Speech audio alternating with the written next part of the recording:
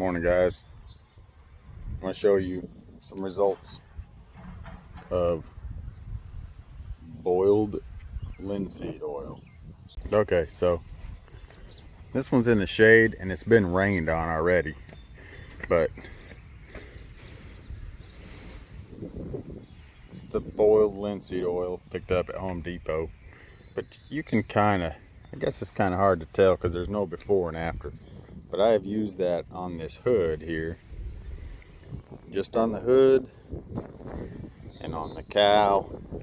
You can see it's got a little bit of matte kind of shine to it. And then I also did the cab. The cab has got that on it. It's all dry. It's been about, it's probably been a week since I did that. But this is what it looks like before. You can see kind of the white oxidation on the paint here.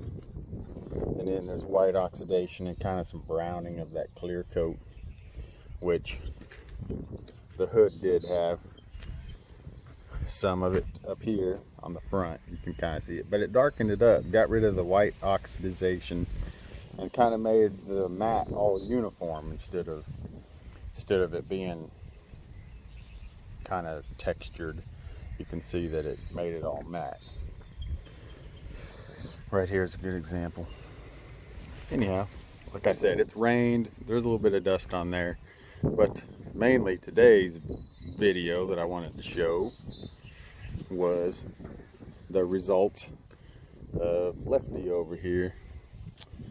I don't have time to do all of it, so I'm just going to show maybe this driver fender here, perhaps the hood, and I kind of wanted to show the results of it over the painting here.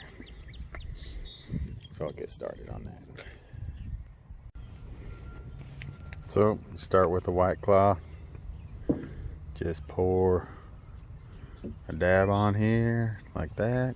Hopefully it don't run down. It's terry cloth. And oh, that's no good. It's taking that white off. I don't know about that. That's no good.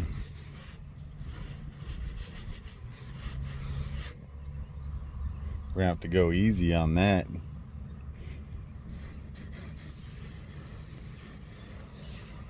Maybe it's just the old dry stuff that's taken off, but it's definitely taking some of that painted stuff off, which I was hoping that the whole purpose of this oil would be to protect this patina.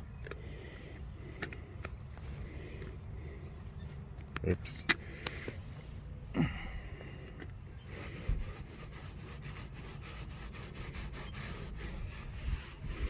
We'll go real careful over that white. You just get started like that. I'll show an after picture. I got the pretty gooey coat, not gooey, oily coat on. First coat that it's ever had on it. You can see it pulls out the color. But it looks extra shiny right now because it hasn't dried yet. But this stuff will dry and then it just has a matte finish, but it kind of helps pull the color out. You can see a pretty big difference in that door versus this right there.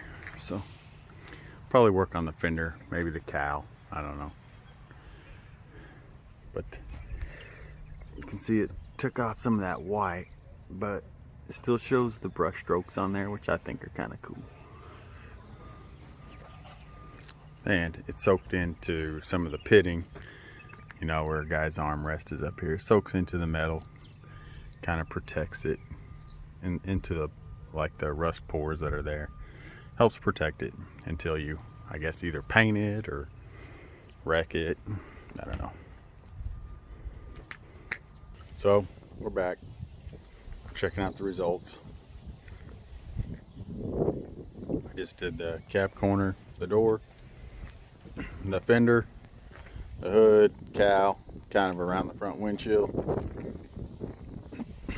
As you can see, it's still wet and oily, but that'll go away when it dries, and it'll just have a matte finish to it. And I stopped at this door here.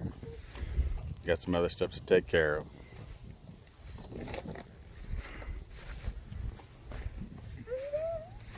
One thing to remember with this, this is the rag. This truck was really porous, so I put a lot of oil on it. There's the rag there. One thing to remember, I just throw the rag away. I don't even throw it. I throw it out in my fire pit because this stuff is self-combustible. I guess a lot of people have burnt their house down. They'll throw this rag in a dirty rag bin or cupboard, and it will self-ignite, burn the house down. So I don't even keep the rags. Once I'm done with them, I toss them in my fire pit outside. But I'll probably post a video later once I get the whole thing covered and show the matteness of it, and probably show putting some black epoxy on this step board here. Say bye, Jacob. Bye. You want to look at him?